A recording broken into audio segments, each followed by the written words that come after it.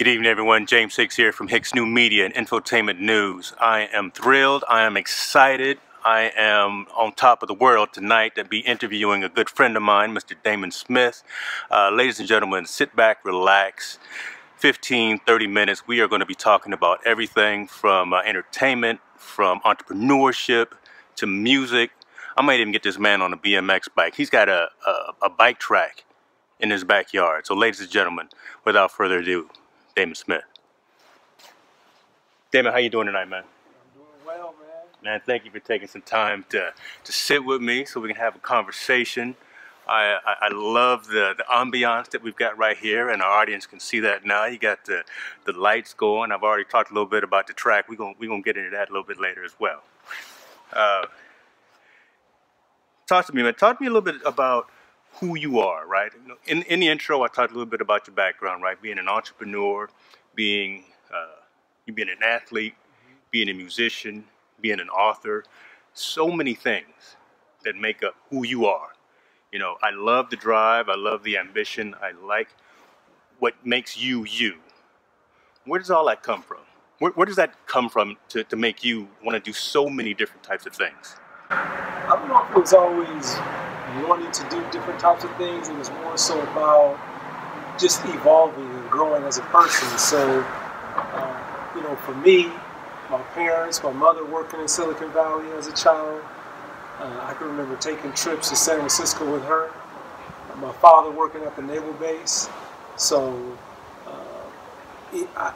while he wasn't military, he was contracted by DOD to work for them. So I had that, I guess, discipline and my mother's creativity. And things weren't perfect. I had the same type of childhood as everyone else. But what I think I saw around me in the Bay Area was that richness and the creativity, the education, people with multiple talents. Certainly seeing that I wasn't the most gifted person. So I think that always kept me humble and wanting to work hard, because I could always look back and say, okay, that dude should have made it, yeah. You know, or that lady, she was, you know, extremely intelligent. So for me, that opened my eyes, and that gave me, I guess, the understanding that anything is possible. And having that diversity, I didn't have those mental limiters as far as dealing with people initially. So that was the first thing. I mean, I certainly didn't have everything figured out, but I think that was the first. Growing up in the Bay Area, both my mother's mom being a strong woman of God, my dad's mother being a strong, so those two dragging me to church, making me memorize scripture. I mean, that was really my childhood. When you talk about, I know about the usher board now. So hey, I tell you what, hey, I watched the Doors too. I watched the Doors too, bro. Yeah. No, I mean, tell them that scripture. Memorize John 3:16. You better know it. You better know it. Hey, man. I love it. I love it. Old. So that was my upbringing, and being the first boy in my mother's family, and my mother having all sisters. So, I mean, I had a lot of women, but I had strong men, and just you know, by the grace of God, man. I don't know if it was anything special, just the grace of God, and I love it. I love it. I love it. So let's talk a little bit about you growing up in Northern California. We've got, our paths may have crossed just a little bit more. I'm gonna ask a personal question now. How old are you, man? Oh, I can't tell you. Come on. All right. Reason I say that, all right, you went to Fairfield High. Yes. I graduated from Bandon.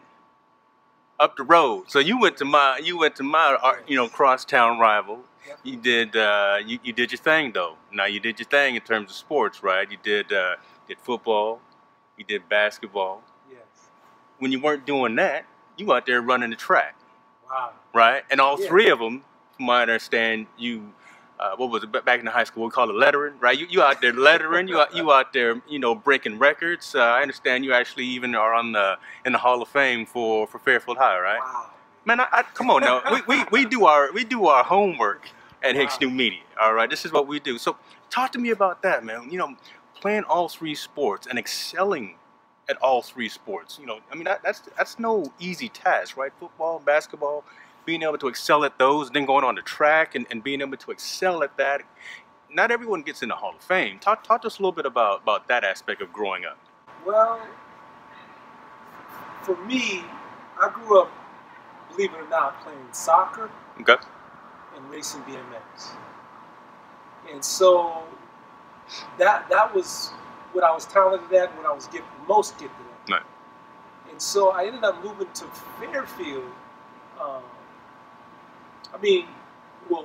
I'll roll back. Being in Vallejo, and growing up in Vallejo, having all this talent, right. musical talent, athletic talent, people like Jeff Gordon, Mm-hmm. and people don't know he used to break dance.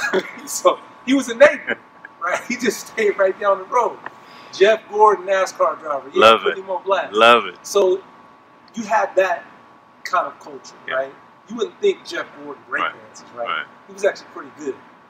So you have that Out there kind spinning on his head. spinning on his head. I man, love the it. gyro. God, Right? So that richness, but then I moved to Vallejo. I moved to Fairfield. Mm. And that was for high school. So that was, it was challenging at first because obviously I wasn't from there. But the thing about Fairfield is they were very focused on athletics. And so at the time I had to stop racing bikes and my dad was working a lot. Started working a lot and traveling. So we couldn't race the way we wanted to, and all my friends played football.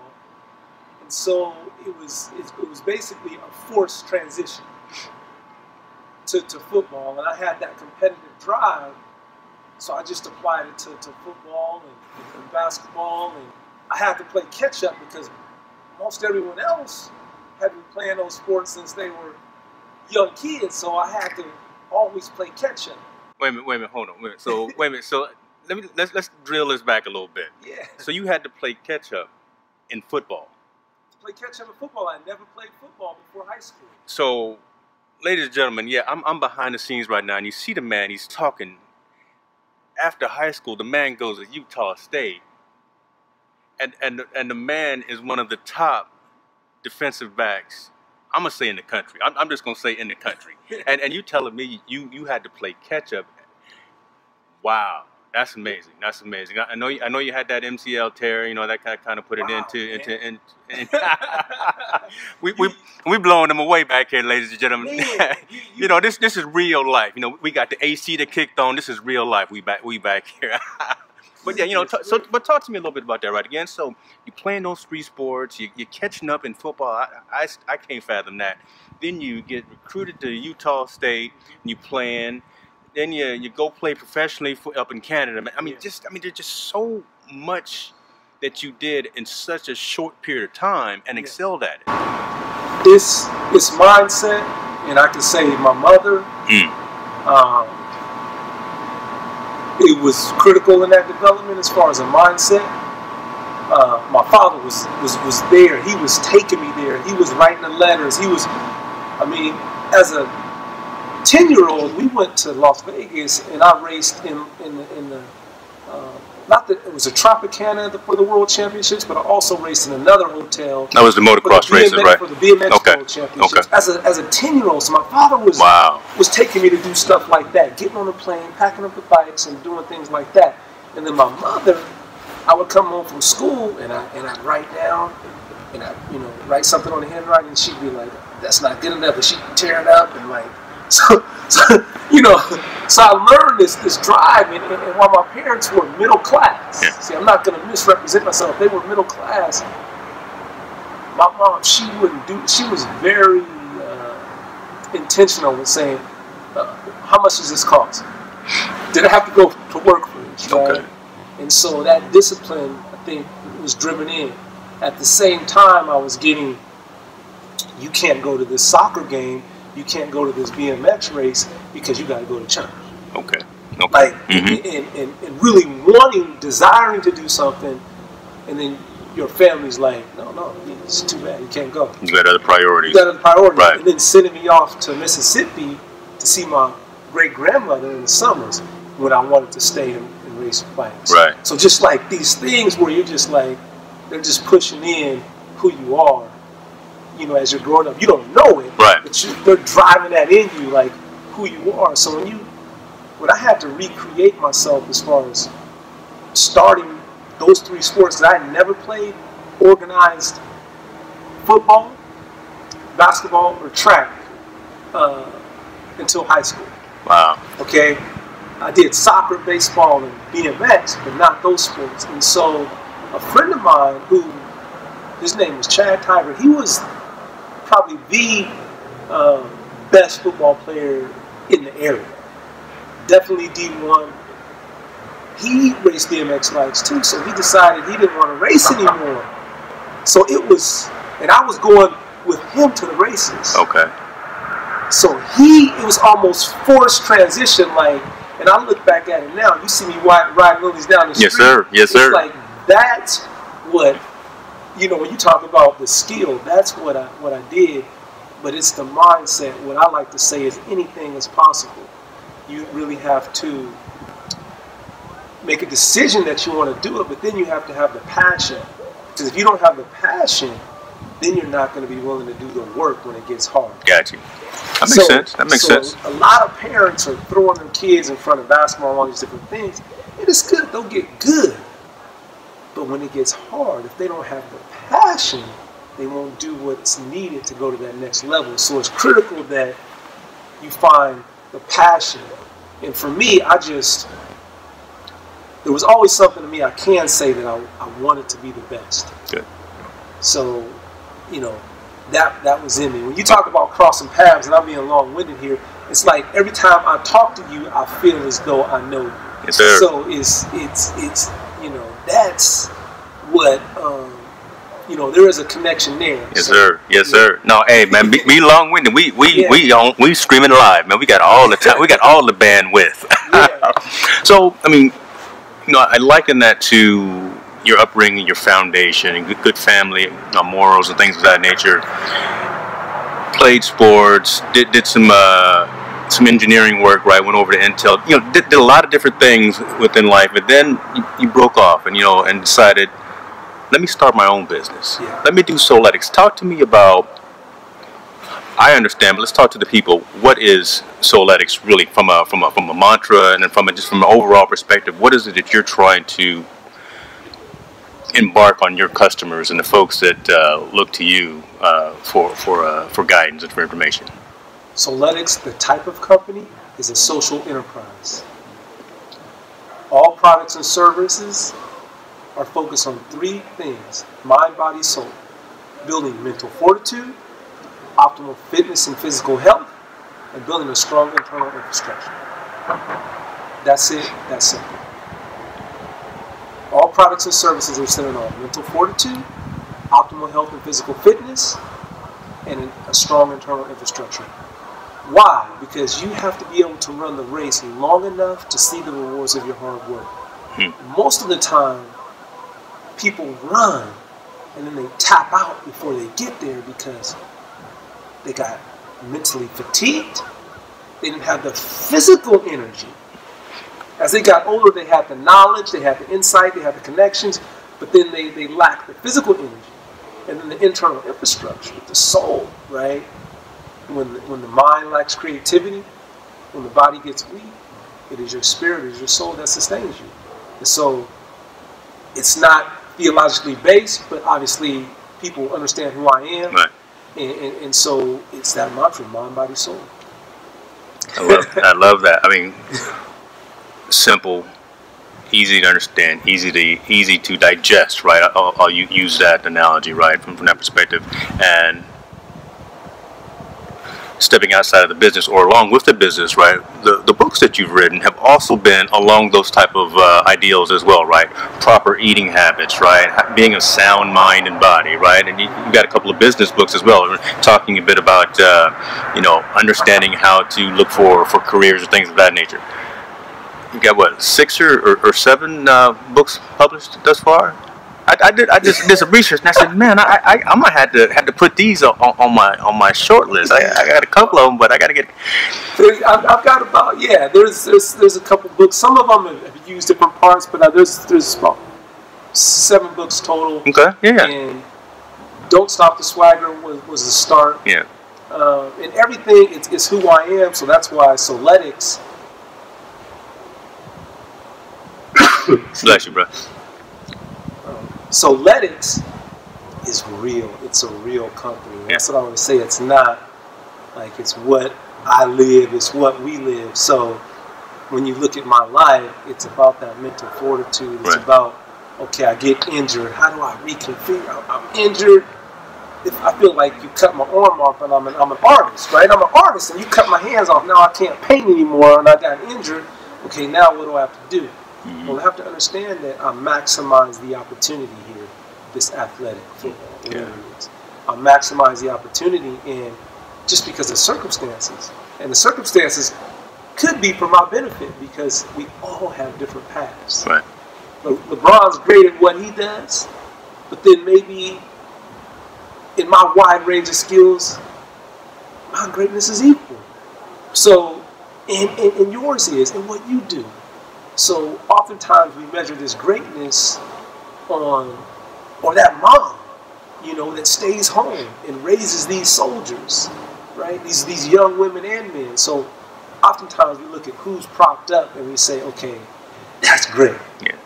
Instead of what's great is the character, the characteristics of that person, right? So for me, Souletics, I eat good.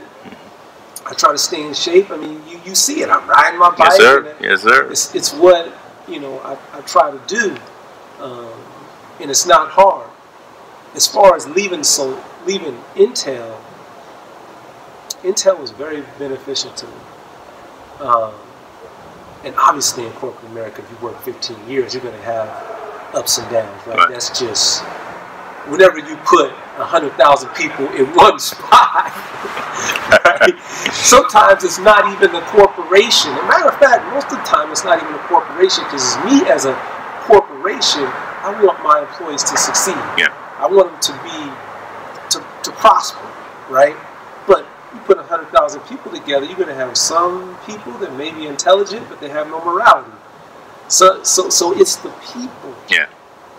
Most CEOs want the people to succeed. Yeah. So with that being said, obviously 15 years, it was a very, very good career. I got promoted my last year before I left. So I didn't leave in bad shape. Right. I got promoted the year before I left. And then I left, right? So that was an eye-opener for some people too, because it was like, okay, you got promoted. What else can we do? It was a big raise. It's maybe 15%. And I said, it wasn't anger. It wasn't. I said, you know what?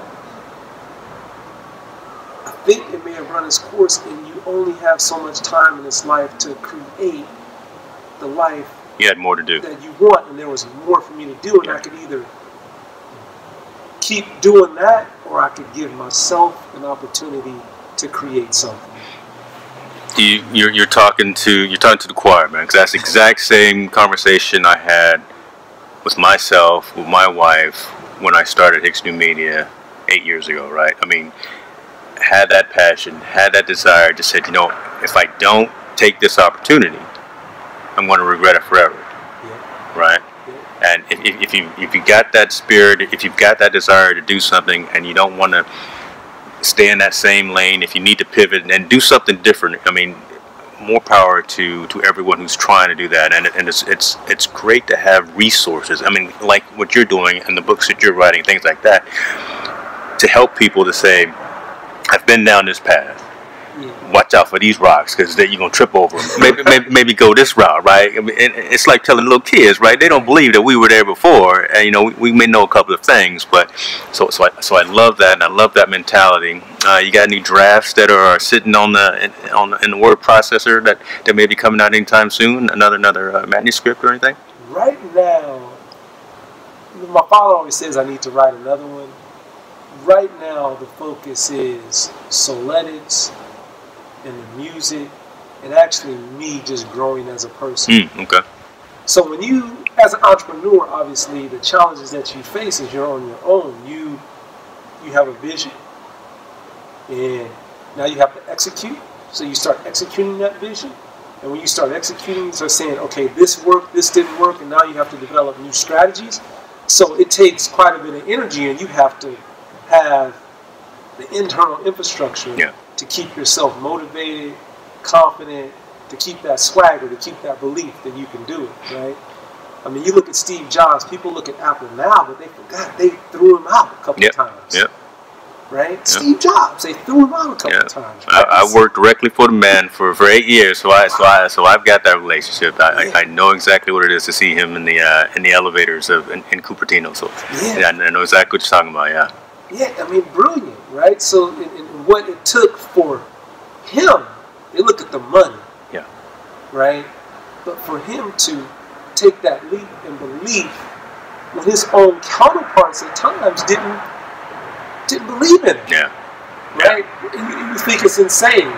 So everybody has their challenges, and that's what you have to, especially with everything going on in the world right now. There's so much going on in the world. That's a good segue, right? I mean, because the next thing I want to talk about was, I mean, you're like a, I'm gonna call you a piece of food, but you're like an onion, right? I mean, so many layers, right? Peel it back. Again, coming from an entrepreneur, coming from an athlete, coming from an engineer, and all these type of parent, and just all these different layers. Now we got the musician side, right? I mean, your music and your spoken word poetry, very socially conscious, right? Everything that you say, everything that you play, it's very emotional. You cover a lot of topics from racial tension, equal rights, politics, etc. I may know the answer to this question, but what is the audience that you're looking to reach to with your poetry and your music and things of that nature? Are you looking to reach anyone particular, or are you more having these feelings and these things, these thoughts internal, and this is your outlet for expressing yourself? What's the idea behind that? Well,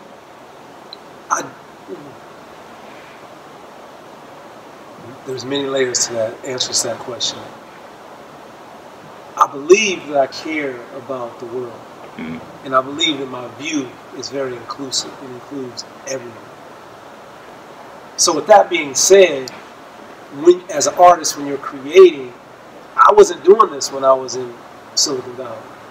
So when I gave myself the space, all of a sudden, this stuff starts to come out of you that you didn't know was there. Now, it was political and research and different things, but more things artistic-wise started to come out of you.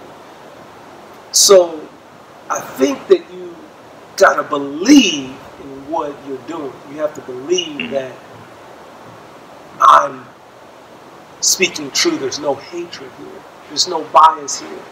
This is what I see from from my experience. And then here's also American history. And what I'm doing, the first show that I did, I'll say it ranged wide audience. It was Asian, it was white, it was black, women, men, and it's on video. I mean, people loved it, right? So it reached everyone. But when you talk about reach, business-wise, my target market for music would be Taib Kweli, it would be Chuck D, it would be Common, it would be Nina Simone, it would be Billie Holiday, it would be Gil Scott-Heron. Yes, sir. Those people that listen to that would most likely love my stuff. Right. Right? From a business perspective. Right? From business, you have to understand, okay, from a business perspective, how you would market it is different than maybe your end goal, meaning it's for everybody. Right. So when I throw the net out there and you look at Facebook and you look at the people commenting, it's Hispanics, it's Mexicans, it's whites, it's white men who people wouldn't think.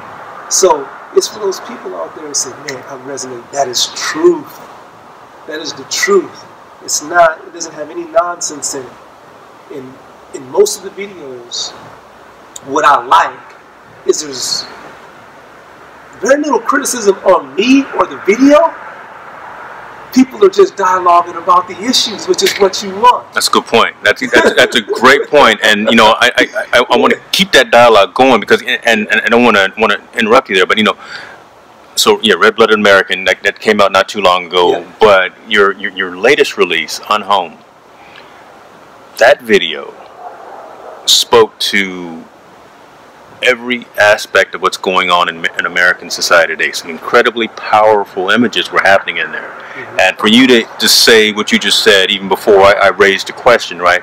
Folks are commenting on the validity of what you're showing there, almost irregardless of what you're saying behind the scenes. Yes. And to have every nationality, every creed talking about that. You're getting your point across, I guess is what I'm trying to say. You're getting your message to the mass. And I applaud you for that. Right. Yeah, I mean, I think 500 shares in just a few days. And I mean, 50,000, 70,000 views. When you're looking from a business standpoint, right. You look at all the comments and you look at what they're talking about. And now I've even looked at one person where, and I don't get too emotional with the comments because that's what you're supposed to do. People are to engage. I received an email from a person and they were very upset. They said, Rafa, they sent a long email and they were upset. I just don't like what's happening with the protests and the kneeling and I need someone to talk to. And I said, I appreciate you reaching out and what is it that's bothering you? And he sent this long email. And I just wrote him back today. And I said, if we had more people that were more conscientious, like you, even though we disagree, we would be better off. See, let's just take Kaepernick, for example, or the kneeling. People oftentimes get emotional about the act because they don't want to address the issue because it takes too much energy. It's harder, right? And so because of the frustrations, everything economic, the economy is not as good as people are making it seem. Right. Employment is not as good as people are making it seem. It is more difficult than ever to run a business, to be an employee. And so people have a lot of pent-up anger. When you see something that in simple looks like a protesting the flag, it becomes very easy to force all your anger and frustration on that instead of really looking at things as a whole. The big picture, right. Right? And so for me, I say we gotta worship the ideals more than we worship the piece of cloth. We have to be a country that has intellect and morality versus just intellect. Right now, we're a country with ever-knowing, all-learning, massively intellectual, with no morality. Yeah. So for me, it's sad, yet it's true. And it's not about me giving my theology, but I really care about America. I believe in law and order. I believe in the police. But if you are a police officer, one, if you're starting to walk around in fear, that is not a good place to be. You need to go and be deprogrammed and nurtured again and then sent back out. Mm-hmm. Right? If you're in the military, many people in the military support the protest. They support me. And when you look at kneeling is a form of humility. What do you do when you pray? What do you do? You kneel. What do you do before your king? You kneel. Kneeling is an act of petition. I petition you. It isn't a matter to say, I don't even need to say what I would do or what I would do. My goal, where I'm at now, I would do things that would help me get to my end result. That's the decision I'm going to make. Okay. So I don't need to answer if I would kneel. Right. I want to have the maturity to not be emotional and to say, what is going to help me get to the end result? How can I get people to the table to get to this end result, dealing with police brutality, dealing with systemic racism, dealing with the prison industrial complex, right? So how can I get people to the table to maybe talk about reform of the justice system? Right. How can we do that? Makes sense. So, I mean, being long-winded, but the point is I really care. And so while, yes, there's business, but you have to really believe in what you're doing. So I'm not faking Souletics. I'm not faking music. It's like I really care So I can't even. This is you. This is stop who you are. myself. This is who you are. Yeah, I can't even stop myself, right? Yeah. I feel like if I don't do it, I'm going to have regret, and I'm not the kind of person. You'd be doing your own self a disservice. Yes. Right. Right. And if I have regret, it doesn't do a person like me well at all. Yeah. I've got to do what I'm supposed to do. Yeah. Let me rewind back just a couple of minutes because you made reference to something that I was going to bring up.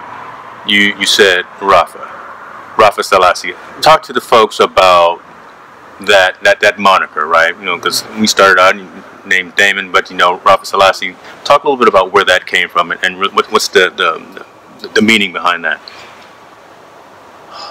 Rafa Selassie. I was actually going to change my name to Rafa Selassie, but first of all, I'd seen these men go through these major transformations. Just in history, right, when they're just really examining themselves in the world that they live in. And as I was creating my art, I said, you know, if I were to change my name, what would it be? So it'd be Rafa, you know, God heals, God hears. Rafa Selassie, Yah heals, Yah hears. So, so that's where that name comes from, and it's just about me being intentional, man. Everything has intention. Like your name means something. Yes. Everything that you do, you know, your word means something. And as much as you, especially now, it's hard to hold back. And I found myself rarely. As you follow me on social media, the person, I kind of rarely engage, but I found myself engaging a little bit, and then being, and this is just not even a handful of times. This is like a couple of times. Being a little bit sharp. And when you have half intelligence, I got half intelligence, the sharpness can sound really smart. I said, you know what? That's not even me. I'm not even participating in this stuff, right? So I limit, when you talk about, I limit Facebook. Like, so people that are friends on there is actually a personal relationship. Is, you know, so, and it's not that you have to think like me, it's that you have to have some empathy like me and some compassion. Yes, sir. I like that. I like that. we can go into a whole nother hour segment about we can get into a whole nother hour segment about, again, the crazy voyeurism that folks have from a social media perspective, and how detrimental I honestly think that is to our society as well. So we'll save that for another day. I like that, and we'll probably do kind of a live chat session with some folks that can chime in. Man, what's next for you? What's next for you, man? I know you're not ready to sit down and retire, and I know you got a lot of stuff to do. What's next? I feel like I haven't done it yet. I was just driving. I took a drive, so that's when you called me. Yeah. And it just so happened I was like right there on the way home, right on time. And I'm like, I gotta do more. I feel and I desire, like, I should have more of a voice.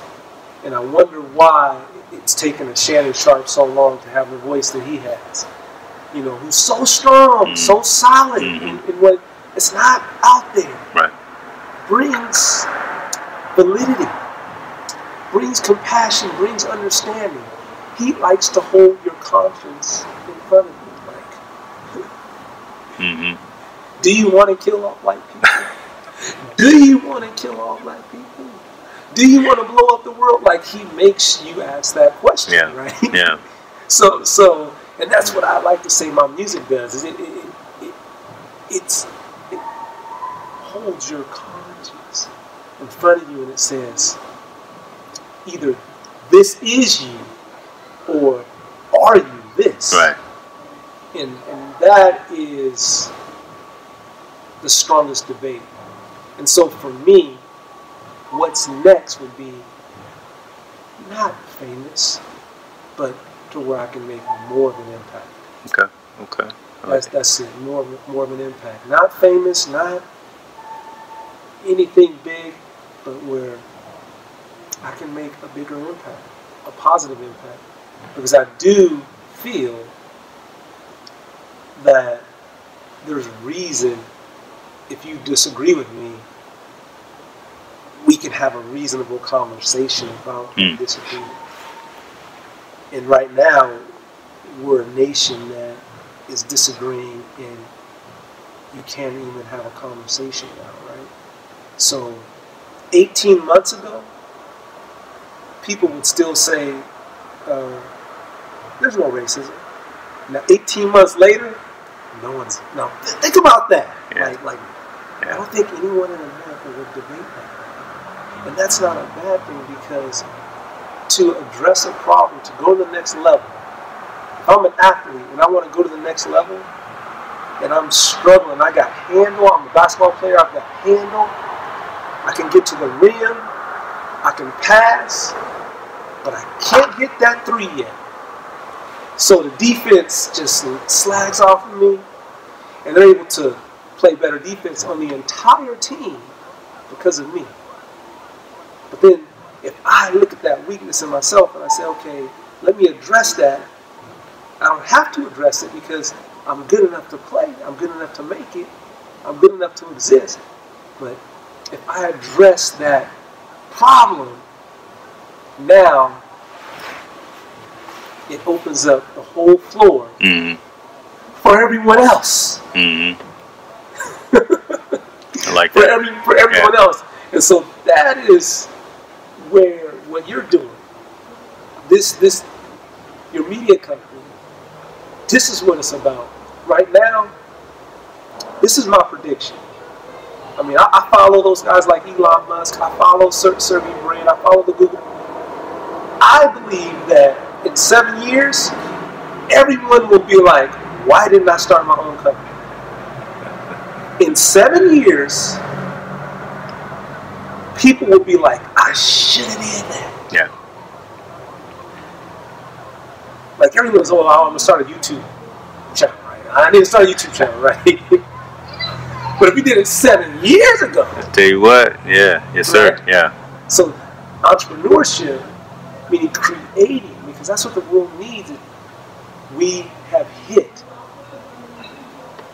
the ceiling, meaning like people know too much to stay at the level that we're at. Okay, I see what you're saying. I see what you're saying. You look at the nation, people didn't really have an understanding of, in the 80s and the 90s, how did you get a job in Silicon Valley? I don't know. I take my resume to someone. Where do I take it? This headhunter company. Well, do they actually? Yeah, they have connections. Oh, but so this one over here, I take it over there. Yeah, you go over there. Then you become a contractor first, and then you now. But what degree do I need? Oh, you just take it there, man. You make it. You didn't even know. Yeah. Now, okay, go to Sac State, get your computer science degree. Go get your master's, throw your resume out to 20 companies, and most likely, you're going to work in Silicon Valley. Like, the information is just like basketball. When I got a scholarship, hey, you didn't know how it would happen. It was like, thank you, Lord. I mean, it's still thank you, Lord, but it was like, you know, the scouts now, right? They got the recruiting lined up, the scouting lined up, your videos. So, what am I saying? There's a pathway for people to do whatever they want to do now. That makes it, where there's more opportunity, but it makes it more competitive. When you look at that socially, you can type in on the internet, you can find out really what's happening politically. You can say, I hate Donald Trump. I don't like Obama. But then when you look at the multinational corporations, the same companies that gave Obama money are the same companies that gave Trump money. I'm not political. People, I'm not political. I'm not being political. I don't have a bone to pick, right? I'm not being apologetic. But what I'm saying is you can go on the internet and you can find exactly what you're looking for. So the next level, and this is, for me, is more of a spiritual movement. Compassion, empathy, love, like even the athleticism, it's more spiritual. So you're seeing these kids do parkour. Where they'll jump off a roof 30 feet high, they'll jump down, land, roll on the ground. People didn't even think of doing something like that 30 years ago. Right. But the knowledge is increasing. So this stirring that's happening in America has to happen in order for us to go to the next level. That's just Damon's. That's Damon's mantra right there, ladies and gentlemen. Yeah, you know what? That's real, and I would say I appreciate someone like you having that strong foundation from a family perspective, from a church perspective, from just knowing that you have to take a part in the evolution of society, right? You're not locking yourself in your door. You're not removing yourself from the conversation, because the conversation has to happen. If we don't have the conversation, we're not going to progress at all. Right. So my statement to you: keep it up. We appreciate you. I appreciate you. How can folks get in touch with you? I know you say not online a whole lot, but how can folks get in touch with you? Instagram, Rafa Selassie. Instagram, RAFASELASE. Rafa Selassie. It's cold out here. See, I got a jacket on. He don't have a jacket on. I came with a jacket. Damon at Souletics. Damon at SOULETICS. So RafaSelassie.com. Souletics.com, that's how you get a hold of me. But it is really what you're doing. See, it's not about me. It's about you honoring me. Like, you seeing something in me and saying, that's what the world needs. We want to promote each other, but can you see something in someone else? And that's what everything that I do, I'm always saying, I'm not your guru. You have it. You have greatness in you. Don't think you got to pay $5,000 in order for it to be convinced. I mean, Tony Robbins is great, but don't think you got to pay $10,000 in order for you to access your greatness. Yeah. God is not a respecter of persons. So I know people are atheists. I'm not here to even debate that. I'm just saying, if you look at me, it's who I am. It's nothing but love for me, right? But I believe that no one is ahead, but it's your ability to access everything inside of you. That's it, and that's what it's about. I appreciate it. I feel honored, to sit here. Love you, man. Appreciate you. Ladies and gentlemen, James Hicks here, wrapping up another episode of ITN Live on Infotainment News. I will put all of those contacts for Damon in the show notes. We will catch you soon. Send us an email. You can always catch me on Twitter at James Hicks. Ask me some questions, and we will see you during the next episode. Thanks a lot.